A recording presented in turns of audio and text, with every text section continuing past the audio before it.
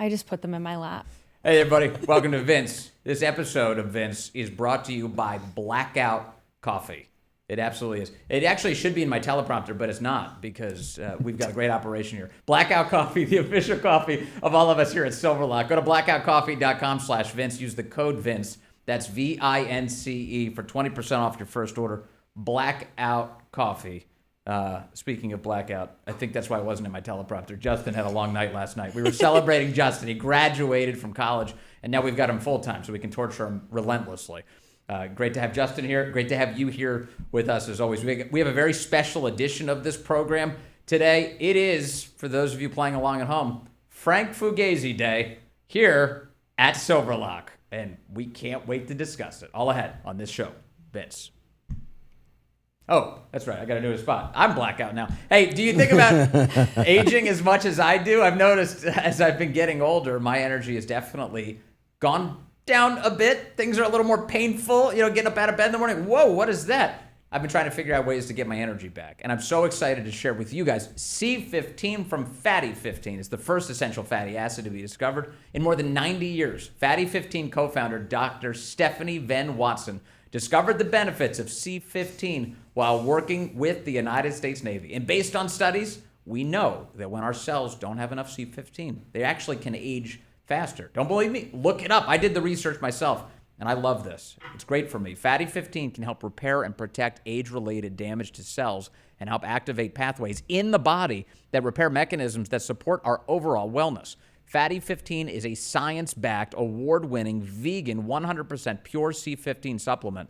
And refills, they're shipped right to your door. I take it every single morning. First thing in the morning. The sun's not even up yet. I'm taking my glass of water and my Fatty 15. Fatty 15 is on a mission to optimize your C15 levels to help support your long-term health and wellness, especially as you age. You can get an additional 15% off their 90-day subscription starter kit by going to fatty15.com/Vince and using that code Vince at checkout. These statements have not been evaluated by the FDA. This product is not intended to diagnose, treat, cure, or prevent any disease. Intro.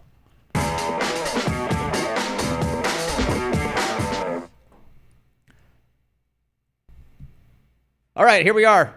It is Frank Fugazi Day, which means it's that time of year again where we show you a video of Frank Fugazi. Before we do that, I should point out that we've got the whole Silverloch crew here. Everybody's in the building. We're all hanging out together. The great producer, Jim, from the nationwide The Vince Show radio show, is here with us today, and he's got his great brisket shirt on. Make brisket $197 a pound again. Yes, please do that. What is brisket right now?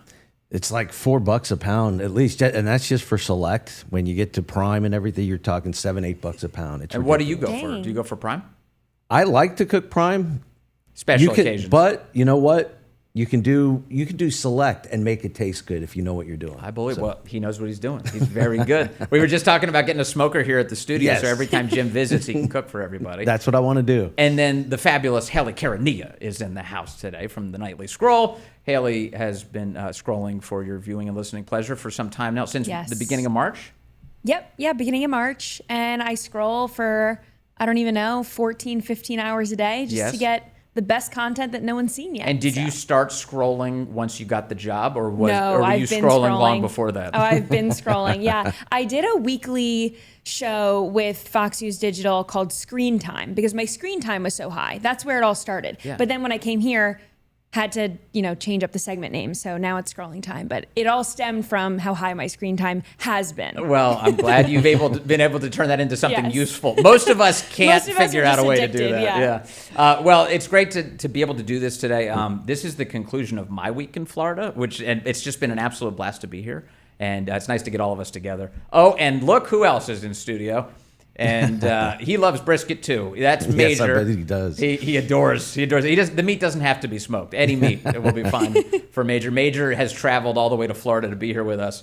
So great to have Major in studio. So speaking of things that we do and we celebrate, there's a tradition here at Silverloch, well established through the years by the great Dan Bongino, of celebrating an event that only happens once a year, and that is August 8th. And for those of you, again, playing along at home, it's the 8th month of the year.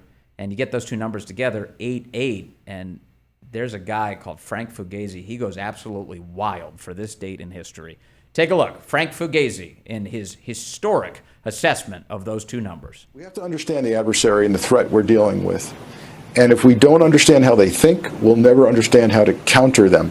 So it's little things and language and messaging that matters. The president said that we will fly our flags at half-mast until August 8th. That's 8/8. Now, I'm not going to imply that he did this deliberately, but I am using it as an example of the ignorance of the adversary that's being demonstrated by the White House. The numbers 8/8 are very significant in neo-Nazi and white supremacy movement. Why? Because the letter H is the 8th letter of the alphabet, and to them, the numbers 8/8 together stand for Heil Hitler. So we're going to be raising the flag back up at dusk on 8/8. No one's thinking about this. No one. No one. No one is thinking about this. Absolutely nobody except Frank. Do you know that like he had to sit there before the segment started and think to himself, "Oh, that's perfect." Like Yes. it wasn't just like spur of the moment. He wasn't freestyling. That was well considered. He did that in the mirror before he appeared on MSNBC. Haley, have you ever seen that clip before, Haley? I have seen that clip before. Isn't yes. it incredible? Yeah. I mean, 8/8. Here we are. We are here on this And this no date one in was ever history. thinking about it before that moment. I never thought about it until he put it in my head. He's like, well, nobody's thinking about this. like Yeah, how he nobody is thinking about this. I like how he said, I'm not implying that, and then meanwhile goes on to imply that Very heavily. very heavily that he's saluting white supremacy and Hitler. Do you think that this dogs him? Do you think that that he lives with this? Like he thinks Oh, about for this from sure. time to time? Now, I mean, especially as much as we've elevated it into the popular culture, I definitely think he's absolutely living with it. But yet MSNBC still rolls him out there to say stupid things. It is really great, isn't it? Yeah, we need clowns in our culture. Yes, we so do. We've got Frank When Fugazi. was that? That was a couple years ago. Yeah, that was like in the first administration of the first Trump administration. So it's been a while ago. And their TDS and Hitler stuff and white supremacy stuff has just gotten worse. It's never Their abated. obsession. So, yeah. It's never abated, and it's still going to this very day. But I just love that clip so much because it is so representative of the media's insanity. I mean, Right. it is Trump derangement syndrome distilled into its purest form. Absolutely. And to think when he said no one else is talking about it, that's one thing he was right about, because literally there were no other media suggesting any of this. It was just Frankie Fugazi, which Fugazi, by the way, his real name, in case nobody knows, it's Frank Figluzzi, and he used to work at the FBI. I'm not sure if he held the spot that Dan holds now, or he was somewhere in that sphere. Assistant I FBI hope director, not. I think. Yeah, assistant FBI director. So he was really high up there and had a position of responsibility. And this lunatic comes up with things like this. That's crazy. Yes, and he was very high on national television too, apparently, when he made that assessment. Yes. That's great. How much joy did Dan derive out of mocking him for this? Oh, we've done it several times. I mean, he derived so much joy out of it that we had a giant Fugazi head made. I'm aware. The fellas put that together, and then I think Anita McGroin has that right she now. has that right now. She's got it for safekeeping. Yes, and it's on her. I saw it. She posted it to social media. Folks, can you pull up Anita McGroin's post by any chance? Anita McGroin has posted it to X.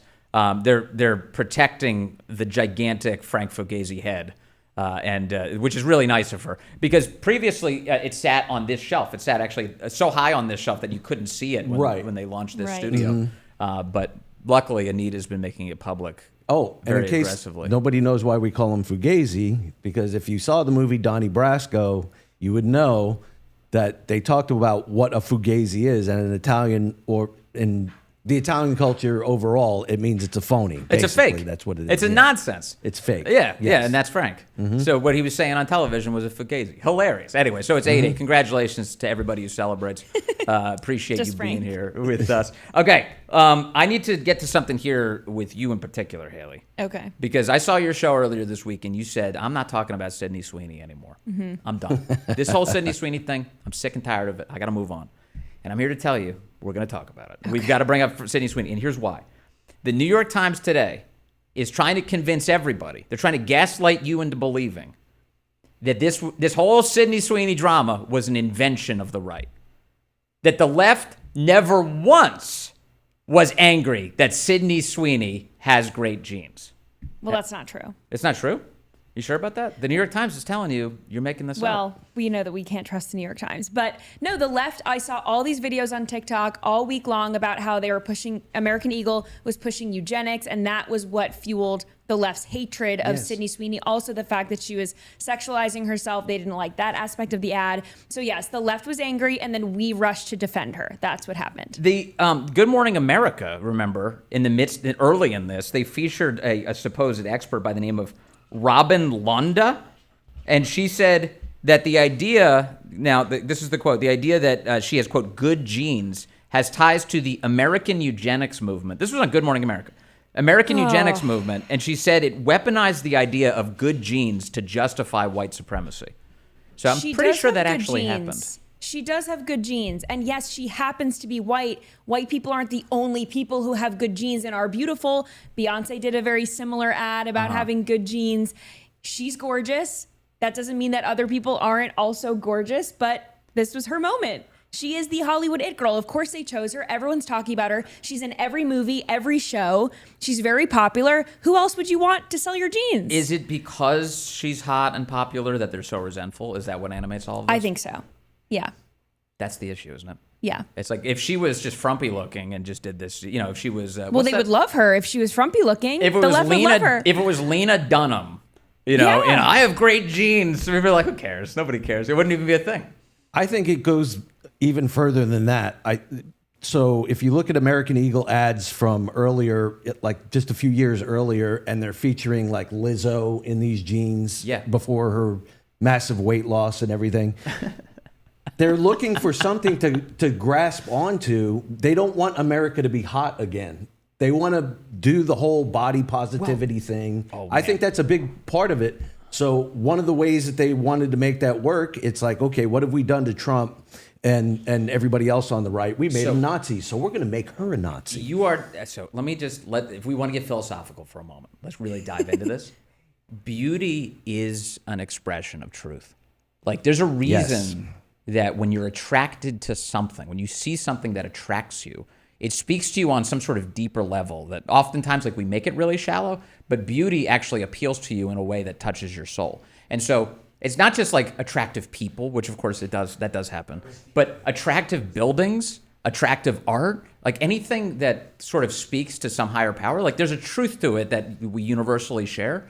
And the left hates those things because it does remind people that there's something bigger out there. It does. And I realize, like, I know it probably feels kind of like silly to try and tack that onto the Sydney Sweeney story, but I do think that at its core, this is what it's about. Why are they trying to destroy all the most beautiful buildings that we have? Why are they tearing down all of our statues? Nothing's beautiful anymore. Hayley and I talked about this last Friday on the radio about the new ballroom that Trump wants to add on to the White House. Yes. And how classical he wants it to look and how he's thinking about the beauty and putting all this wonderful architecture. Yes. Even what he did in the Oval Office, making the Oval look nicer.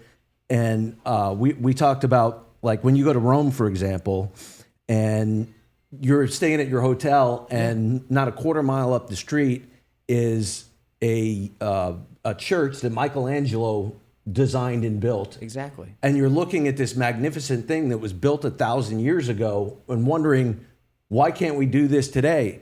And I also told her a story about, this was in D.C. I mean, this is your hometown, and you can speak to this as well. I was at walking back to my hotel, and I came upon the Dwight D. Eisenhower monument, which is like a block long, and it's just marvelous. These beautiful bronze statues. There's marble all behind them with quotes from Dwight D. Eisenhower. And then right behind this beautiful monument is the Department of Education building, which is sterile and gray and gross and something just that will take the life out of you. It saps you of your energy. Yes. And that goes to the exact point that you were just making about we need to bring beauty back. Well, why do you think the FBI has spent so much time attacking Americans?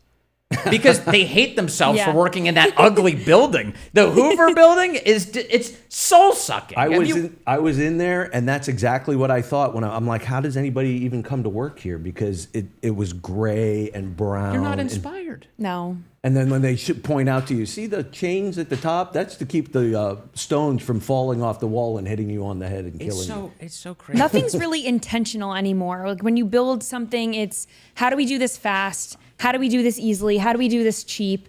And that's really what it's all about. Hi, Major. So look, Major's in the studio. Major's a perfect example of this, and I'll tell you why. He's beautiful. He's beautiful. but one thing I heard Tucker say once, he said, "Your dog's face is beautiful. Your dog's face is beautiful," and I agree with that entirely. It's a thing that speaks to your soul in a totally different way. And actually, again, if we're going to just put the finest point on this, the most beautiful things that exist are the things that God created. Yes. It's not the stuff Absolutely. that man has assembled. Everything, including what Michelangelo did, is a pale imitation of natural beauty of the things, and that includes humanity. So anyway, that's where we are. So we've reached a very deep point using Sydney Sweeney's jeans ad with But American Eagle. even those things were inspired by God. When you think about it, Yes. they were inspired by God. No question And there's whatsoever. nothing being built now that has that same inspiration. But the left wants to tear all that down. Yes. Did you guys see the clips of the socialism conference that took place this year? No. Yes. So there's the socialism Enlighten conference. me. So they held a socialism conference in July, right? And I like that the concept is always like, oh, no, socialists aren't that crazy. And then you play the actual game tape. And in the game tape, they're like, we need to destroy the family. They say out loud. Literally. I'm not going to win until we're doing abortions inside of churches. That was what What? they said. And Hayley, they're all on a panel. They're in masks. Of course. They're still wearing the mask Of because they course. have to have the uniform. They're wearing the masks. And And, you in case you're wondering, you're like, is this dated footage? On stage, it says Socialism 2025. It's right there in the front. It's like they may as well have held up a newspaper and be like, no, it's right now. They're wearing the uniform. The mask Right. is a uniform. Wow. That's crazy. It is crazy. Where does this conference take place? This was New York. Okay. That It makes was sense. the New That York tracks. City. Yeah, and they were defending Mom Donnie and how Mom Donnie actually came to these lunatics and made the pitch that he should be the candidate Right. for mayor of New York. Of course. So- because he wants, city-run grocery stores because everything is going to be run like the DMV. And as someone who used to live in New York City and has been to the DMV, even if you make an appointment, you're there for 8 hours, just so everyone knows. So let me ask you just about the social media impact of Ma'am Donnie. People are basically saying that he's gonna TikTok his way into the mayor's office, and because a lot of what people know about him in New York appears to just be social media videos. He's like, here I am, sitting in this restaurant. I'm so great. I like connecting with the people. And then you spend 5 seconds assessing what he actually believes in and what he said in the past. It is some of the most demented, demonic, destructive possible ideology. How big is the social media component to this? Well, I actually don't think that it's candidate specific. I think that a lot of young people just get their news in general from social media. So they're not looking for it anywhere else. They're not reading articles. They're not doing their own research. Yeah. So if a candidate is good at social media and they're good at crafting this persona and they sell whatever they want to sell and they can package it in a way that gets to people, young people will just see that and they won't go any further to do any research into his policies, Right. or they'll just hear the sound bites, they'll hear the highlights, and that'll be enough for them. Interestingly enough, though, it wasn't enough for Kamala Harris. So that's why I think it's not candidate specific. I think the social media thing, it's like you have to be good at the social media. It doesn't matter, it's like if you're good at it, it'll work. If you're bad at it, it won't work. Yes. She's also not as talented of a con artist. Right. So she's so transparently inauthentic. She also had no policies. Mamdani does have policies. They're just scary. But the whole point is people on social media see the package deal that the candidate puts out and then they buy that, but they're not doing their own research. So Kamala Harris had nothing to research and she was just a bad candidate. Yes. Didn't do well on social media, and Mamdani is. So Jim, being a native New Yorker, does this scare you that Mamdani could be the mayor? I lived in New York in the 1970s, so it was like really bad then. Yeah. I can remember, for example, one time I'm going through. I've got stories I can tell you. That's what I want you to track do. meet in the South Bronx, and it looked like Beirut, Lebanon, after it had been bombed out. You know, it was like that bad. It was that scary to go through there. There was one time we used to go to cross country meets in Van Cortlandt Park in the Bronx, the North Bronx, which is the nice part, and there would be this train. You wait on the subway, and it'd be full car, full car, full car, empty car, full car, full car. So immediately everybody runs to the empty car. There was a homeless guy in this car that stunk of urine so bad. Oh. There's a reason the car was empty. This is the New York that I grew up in. Yeah. If Mamdani gets elected, this is the New York that's coming back. So like, let me just point an obvious policy thing that's really stupid. I mean, among the many. State-owned grocery stores. So his thing is like, you're being price gouged by all the grocery stores. Now, first of all, he's beginning with a lie because, as we know from like the Biden era lies on this subject, the margins for grocery stores are non-existent. It's like 2%. It's like 2%. Mm-hmm. I mean, just think about how much food they have to throw out that doesn't get sold. That costs a lot of money. Grocery stores are not making immense sums of money here. 2%. Okay. So if you make it state-owned, and make the prices even cheaper, you're going to price out all of the mom and pops, all of the grocery stores that are sustaining small businesses and these families that are running them. Right. And then the shelves are going to be bare. You're not going to have food on your shelves to sell. So the outcome you're talking about, Jim, kind of the Soviet outcome, the breadline outcome, is what Mamdani's promising New York. It's like, right, because who's going to want to put their products in those stores if they're not going to be able to make any money off it? It's not only the grocery store itself, but it's the people who make the products that are going to be sold in the store. And if you're not selling it at a price that it can be profitable, it's like, well, I'm not going to put it in the state-run store. I'm going to go to whatever other grocery store I can. And then what happens too is you're going to have private grocery stores where the costs are going to be way inflated. So it comes to that whole income inequality thing again. This government always causes income inequality. Free markets don't. Free markets rise all boats, and government interference always, every single time, makes things less efficient and cost more. Okay, I want to talk to you about. Hey, fellas, I want to tell people about our sponsor. I think my teleprompter broke somewhere in there, but so at some point I'll be able to do that. But let me ask you about another crazy Democrat. How about let's move from Mamdani to Jasmine Crockett. This is Jim. You've lived in all these places. So Yes, we went I from New know. York. Now you live in Texas. She unfortunately is too close to my district. Yes. Is she pretty close by, Texas Congresswoman? She's in Dallas. Yeah. Okay, yeah. So Jasmine Crockett is one of the elected representatives, unfortunately, from your state. We've got a new piece on her. Hayley, prepare yourself. This is going to shock you. Okay. Jasmine Crockett is a boss from hell. Okay. Her staff hates her. Interesting. This is interesting. So Stephen Nelson at the New York Post has this great piece today. Representative Jasmine Crockett has positioned herself as an unfiltered critic of the president, of course. But congressional aides tell the Post that the Dallas Democrat is just as rude and mean to her own staff. You tell me if this tracks. When she's not on TV, which is all the time, she's terrorizing her staff. Crockett is not often found at her government-provided suite in the Longworth House office building. One insider says she prefers to work from her nearby luxury apartment building. You know what that means? She's not working. Right. She's just laying up.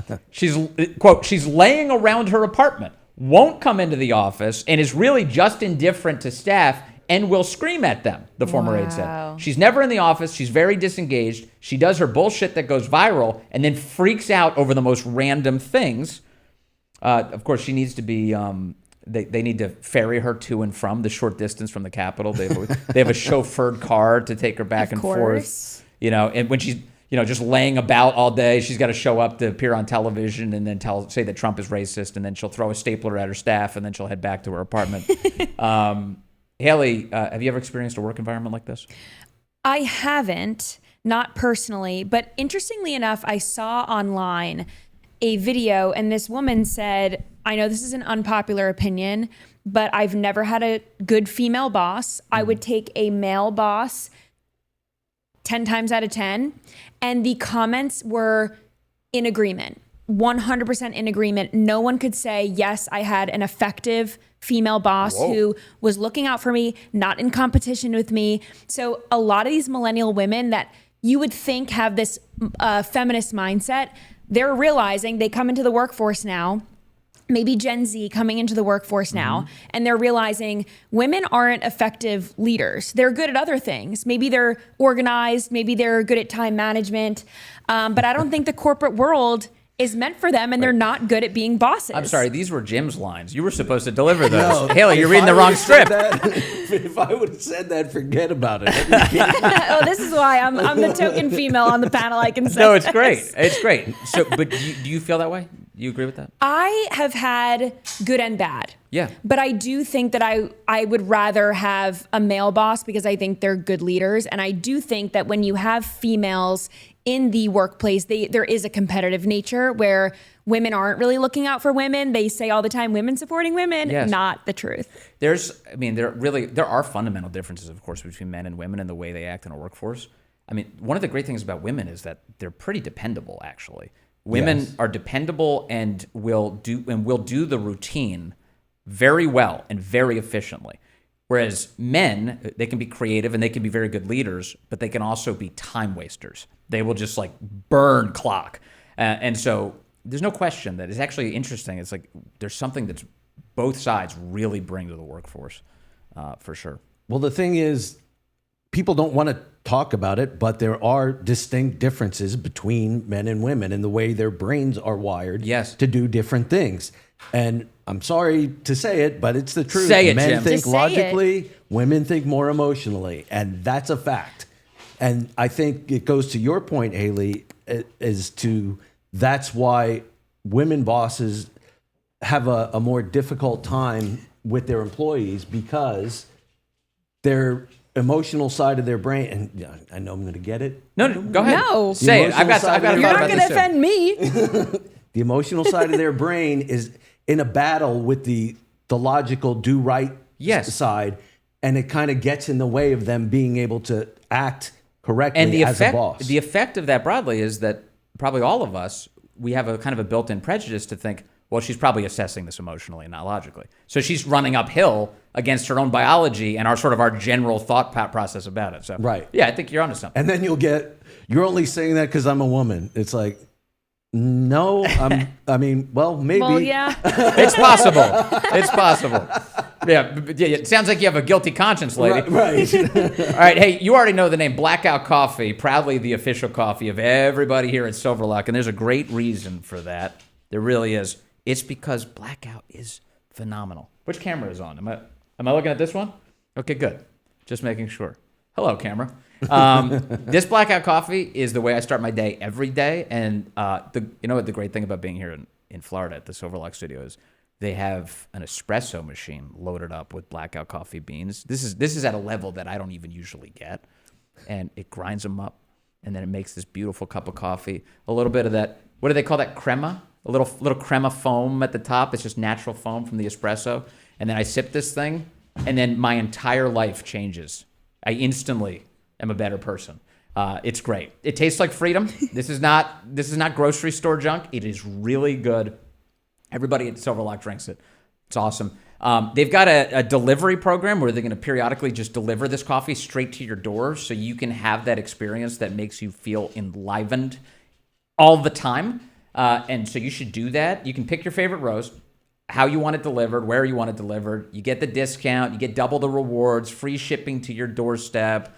You get a cheer from me for purchasing it, and you get a delicious cup of coffee. It's really, really good. Isn't it, Major? Major, it's really good. It's good coffee. Here's what to do. Go to blackoutcoffee.com/Vince. Use that code Vince. You're going to get 20% off your first order. Blackoutcoffee.com/Vince.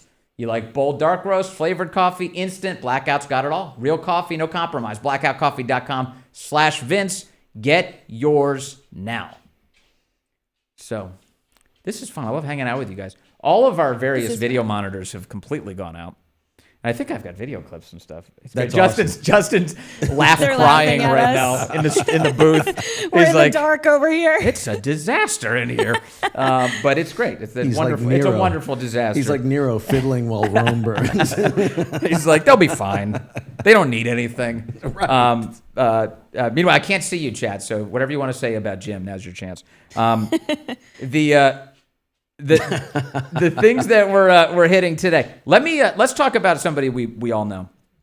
Dan Bongino. You familiar with him? Yes. Okay, good. Who? I've met him. Sorry. Bongino. I don't know where he is right now. According to the people who hate him, he's probably like on Epstein's Island or something right now, flying around in his private jet. Yes. Yeah, that's all he does. Yeah, he's just abusing taxpayer resources. In fact, he takes off in the private jet. He never lands anywhere. He just keeps circling the country, flying, seeing how much gas he can burn. No, here's the update, actually. In the last 24 hours, we get news that 3 senior FBI officials have just been canned by the Cash, Patel, and Dan Bongino-led FBI. And they include Brian Driscoll, who had briefly served as the acting director at the beginning of President Trump's second term, Walter Jardina, who worked on investigations related to Trump, and his advisor, Peter Navarro, that Jardina was going after both of them. And then Washington Field Office acting director Steve Jensen is also being dismissed. Today's his last day in that role. And one thing that, I've kind of seen is like, Jim, I know you've been tracking this, is like, oh, yeah. Well, they're finally firing some people. That's finally happening. It's not finally happening, is it, Jim? No, it's not finally happening. It's been happening. You've been updated on X by both Dan and Cash to exactly everything that's been going on. But Vince, this isn't going to matter. Even with Jensen gone, Jensen was the big, target that they wanted. He fought against the J6ers and this and that, and they're promoting him. No, they didn't promote him. Dan actually told you exactly what was going on with Jensen. He said it in an interview on TV, and not only that, now he's gone. It's not going to be enough. Okay, it'll never be enough. Let me show people what you're talking about. It was just a couple months ago. Dan went on television. He said something that was quite obviously like, here, remember this? When the news transpires, you'll understand more. It was one of those moments.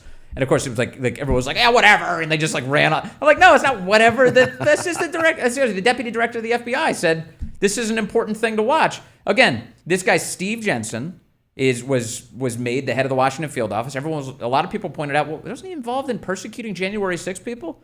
Well, yeah. Take a look at what Dan had to say at the time. You promoted Stephen Jensen, the architect of the FBI's overzealous January 6th investigation. I want the American public to realize what we did. That man was in a position where he literally fought back against the machine who was saying, we want to politicize this event. We want to politicize this event. And at the end of the day, remember, Maria, there's a chain of command here. So you can fight back your chain of command to a certain degree before they fire you.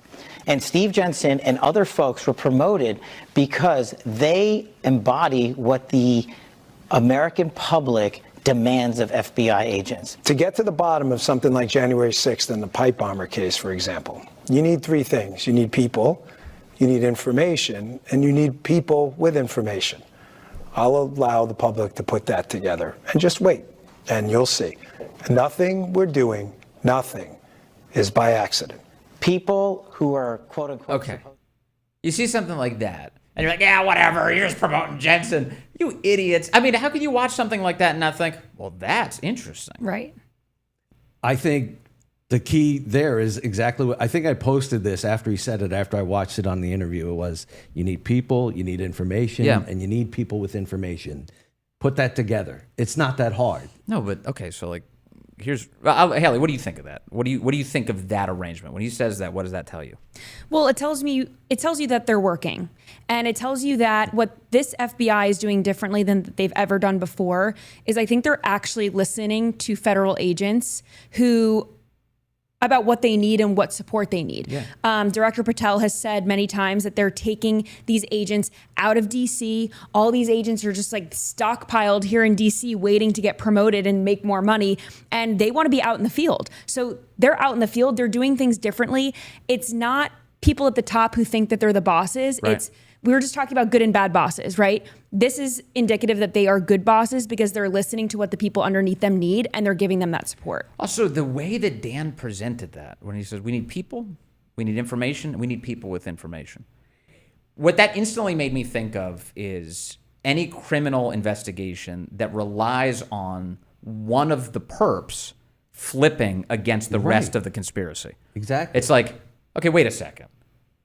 We're keeping this guy around for a reason. Not a mistake. Everyone's paying attention to it. That's fine. Not a mistake. We're keeping this guy around. Again, I'm just inferring all of this based on the obvious to me. Right. So it's just, they're like, okay, yeah, we'll keep him around. So he's leaving now. Now, he released a statement yesterday. Jensen did. It was a nice statement. It was great to work with everybody. See you later. I'm on the way out. It wasn't a bitter, whiny, bitchy statement about, I can't believe what's happening at the Bureau. To me, you just do the math on all of this and you start to think, well, they used Jensen as much as they could. They wrung him dry and then they got rid of him.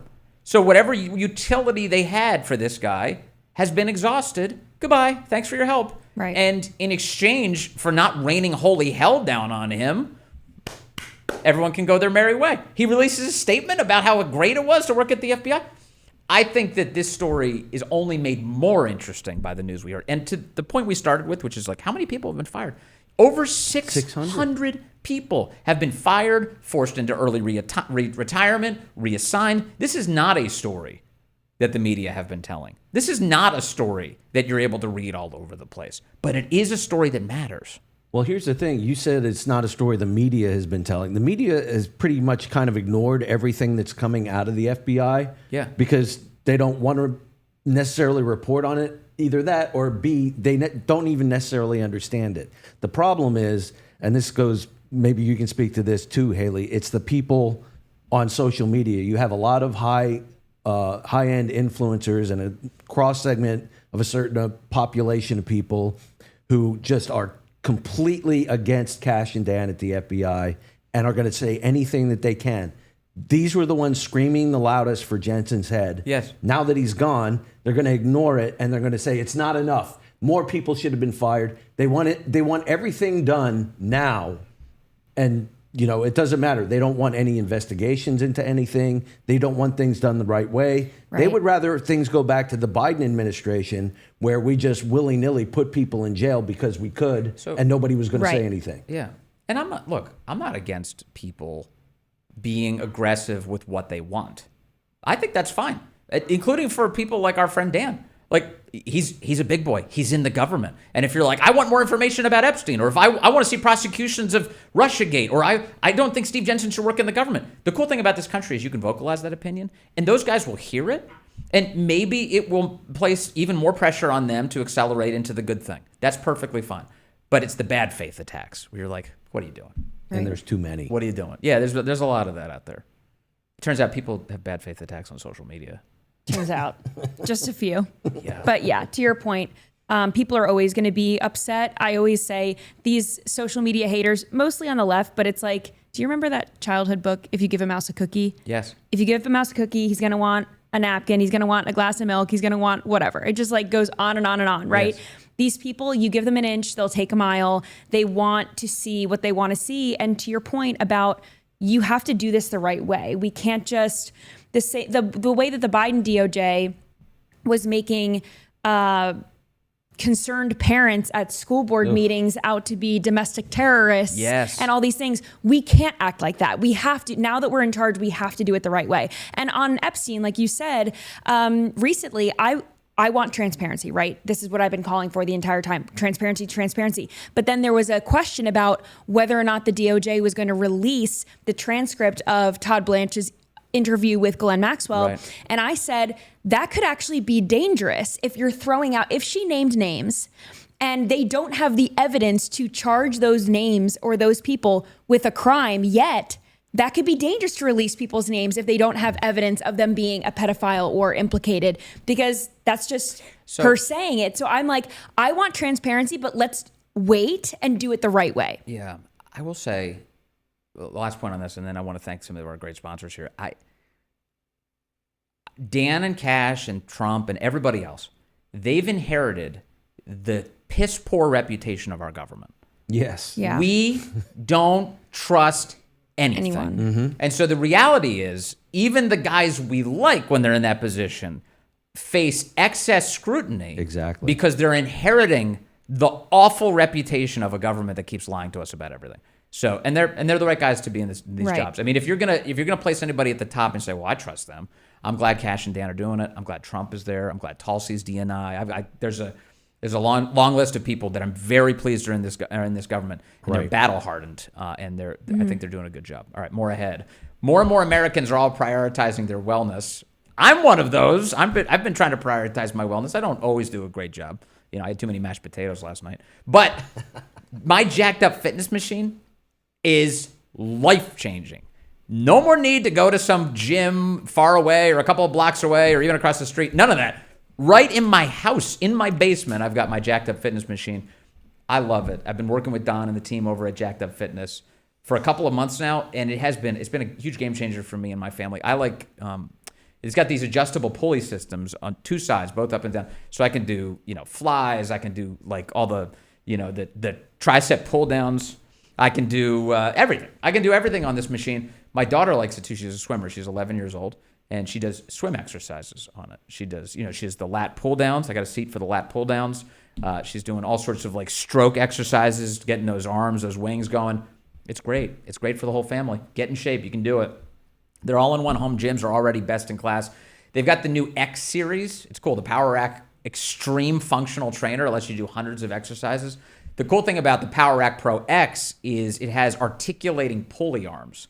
So now you get unlimited width combos. You're going to hit every muscle group. And if you're new to this, don't worry at all. They got a free Get Jacked Up video program. You just press play. You follow along. No more excuses. Do this together. Go to getjackedup.com. Use the promo code Vince to save 10%. That's getjackedup.com. Thank you to Jacked Up Fitness. Wonderful sponsor. Also wonderful, Boll Branch. So after you've tired yourself out on your Get Jacked Up fitness machine, Boll Branch sheets are a luxurious way to go to sleep. You're going to sleep really well. There's something really great about a Boll Branch sheet. When you open the box for the sheets, you feel them, and then you think, whoa, those feel nice. And then you think, is it bedtime yet? I'd like for it to be bedtime now. It's not. It might not be, but when it is, you're going to adore sleeping on your Boll Branch sheets. They use the highest quality organic cotton, makes them soft and durable, plus they get even softer with every single wash. That's great. It's more than a number of threads, actually. It's about comfort and long-lasting quality. So if you're looking for sheets that combine luxury and durability, Boll Branch is the way to go. Your sleep is going to thank you. You can feel the difference of that extraordinary night's sleep. Go to bollandbranch.com/Vince, and you're going to get 15% off, plus free shipping. What are you waiting for? Boll Branch, BOLLAND, branch.com/Vince. Save 15%. Get free shipping. Exclusions apply. Visit bollandbranch.com for details. Thank you to Boll Branch. Big balls! And thank you to Justin. Apparently that works. Yeah. Whatever that was. That was a chat request. Big balls. Did you hear that this week? Did you hear our... Yeah. That was important. Yeah. That was an important piece of history. We had... people were going wild over that. Some people didn't like it, it turns out. So just so people know, in case you missed the episode, we were celebrating Big Balls this week. Big Balls! Yeah, he's not generically. Not generically. An actual person. No, Yes. a specific Yes. a specific set. Yes. This guy was out on the streets of D.C., 3 a.m., Sunday morning, and he was with his lady, and they were going back to their car. They must have had a very long evening at some bar or something in D.C. They were in Logan Circle, an area of the city you're not supposed to be attacked in, northwest D.C., and then they were set upon by a mob of teenagers who were trying to steal their car. So Big Balls pushes his lady friend into the car and saves the day, saves her, prevents the car from being stolen, gets a pretty substantial beatdown from the mob. It's over a dozen people. Did you see, there were people like, oh, but he got beat up. Are you serious? Right. It was a dozen people. He did his best. He sacrificed He did a great job. Okay. And he looks like he weighs like $125. He doesn't look like a big guy. Haley, how attractive is it that a man would sacrifice his body to protect his woman? This is good masculinity. This is positive masculinity, not toxic masculinity. We need more of it. I'm telling you, I know, Big Balls is kind of a salty nickname, but I saw a lot of women this week who He has big balls for doing that. very appreciative of this young man. 19 years old. And super genius. Yeah. Yeah. As well. You just said something though that triggered me. You triggered me, Hayley. What? There's no such thing as toxic masculinity. That needs to be stripped from our lexicon. Make the case. Make the case. You have to. Toxic masculinity is nothing but good. I agree. Make the case.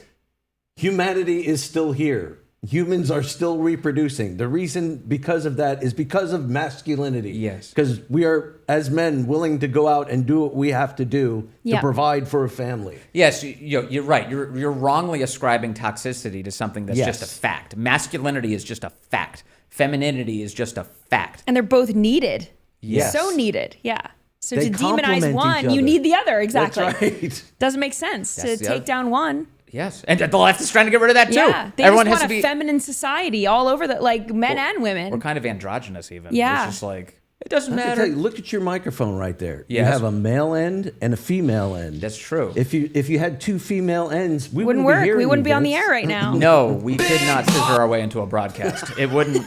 It wouldn't actually work. No, and actually, in being in the radio industry, you know this. It's like everything's described very literally. That's the male piece. That's the female Yes. piece. Clink, and it works. And Yeah. it works. Yeah. How about that? But they're trying to change all of that. Like, remember the debate a couple years ago about whether manhole covers was an acceptable way to describe them? Well, they want to just get rid of the word man in everything and Right. all government documents and language. And, that's where birthing person was born. Birthing person and chest feeding and all these words that don't exist. But it's all over the place. So like there's I remember like we've done stories before about like mid-air stuff like notice to airmen, and they got Yes. rid of notice to airmen. They no longer say that anymore. No, that's back with Sean Duffy. Oh. My neighbor the pilot, I've told you guys about. My neighbor the pilot, this is one of his little pet peeves. Yes.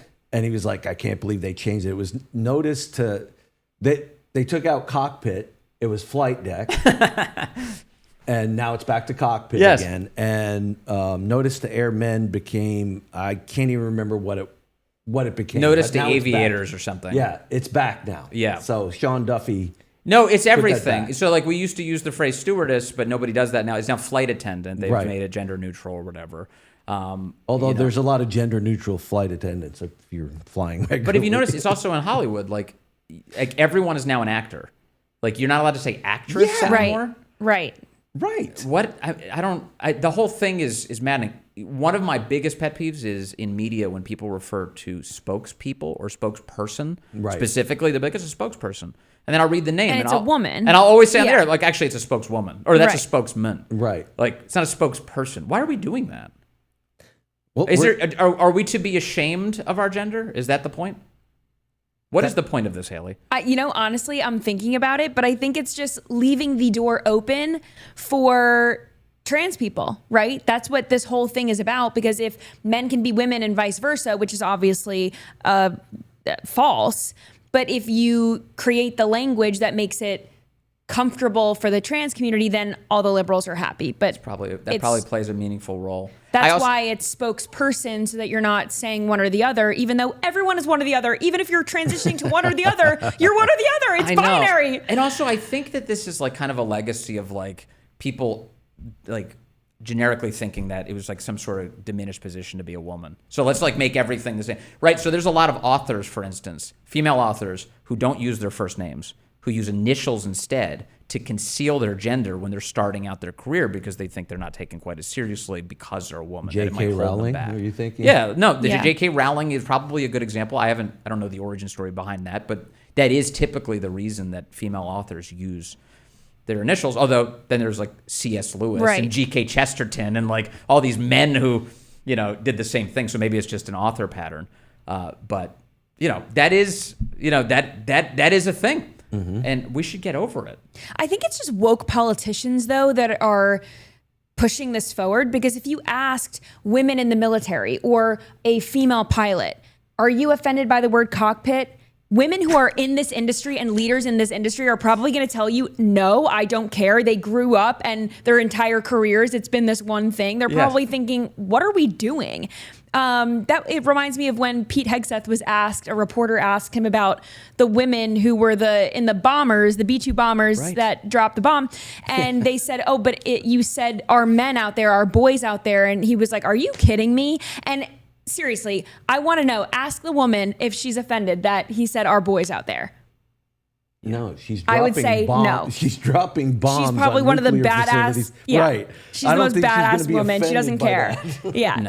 She's not easily offended. No, she's she got pretty over that a badass. long time ago. Yeah. that was never an issue for her. It is truly, truly crazy. I want to end today with some breaking news from the New York Times, actually. The New York Times says that the President of the United States has apparently directed the military now to target the drug cartels. Now, we talk a lot about what it means to use American military force and what kind of missions they should be on. And Hayley, as far as I'm concerned, in terms of our America First interests, the stuff that's killing 100,000 Americans a year kind of seems like priority number one in terms of national security. Right, absolutely. The border crisis, the left has turned it into a race issue, but it is not a race issue at all. It's so much more than that. They're kind of dumbing it down to maybe make themselves understand, but it's human trafficking and it's drug trafficking that are killing people and putting kids in danger and women in danger and American families in danger. So when people on the left say, oh, President Trump just wants to deport, black and brown people, this is a white supremacist thing. No, this is keeping people here of any color, any race, any whatever, safe from these destructive industries.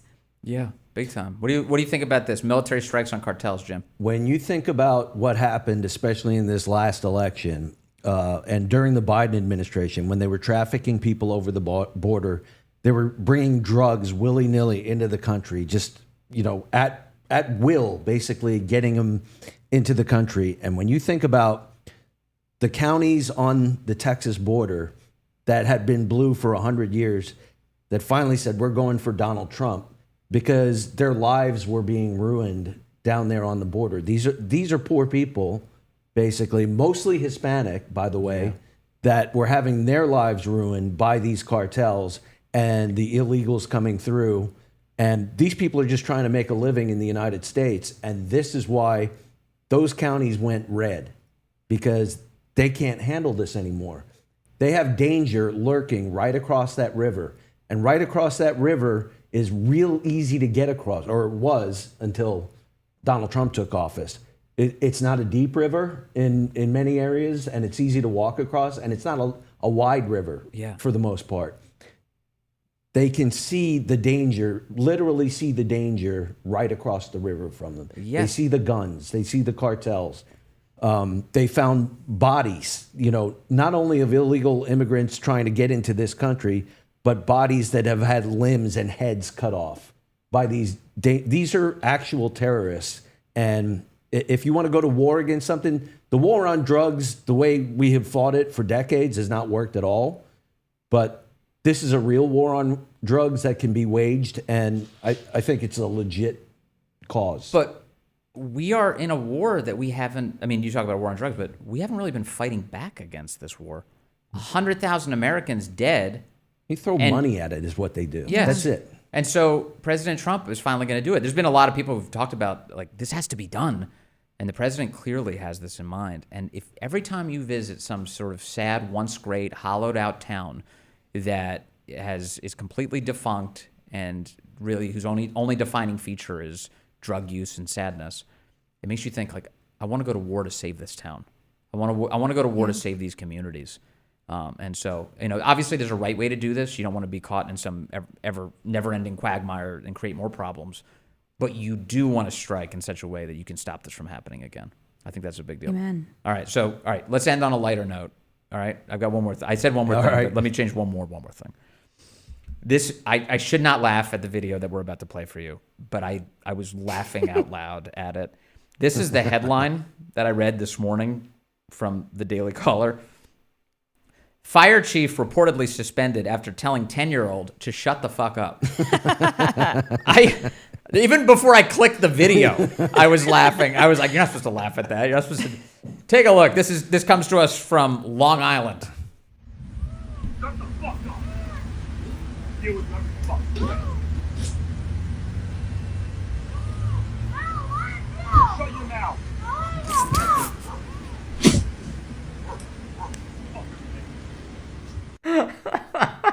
are the days of gentle parenting. No one's gentle parenting anymore. Your kid's being annoying. It's shut the F up. Let me tell you, I'm going to read the quotes to you from this piece just because it might not have been crystal clear.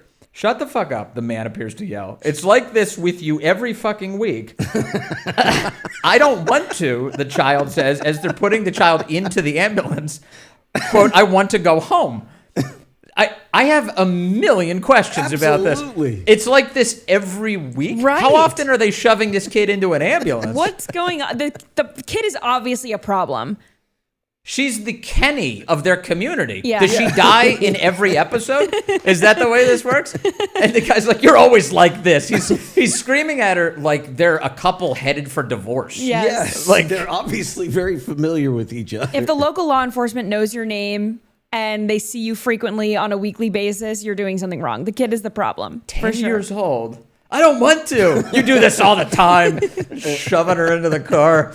Well, I hope she gets better, and I hope they can patch up whatever problems they have. It's the first time I think we'll see a 10-year-old and a fire chief go to therapy. But maybe they will, and hopefully that guy can get his job back. He's currently suspended. Yes, I think. Oh, bring him back. Yeah, bring him back. Reinstate him. Bring him back. Free him. Free my boy.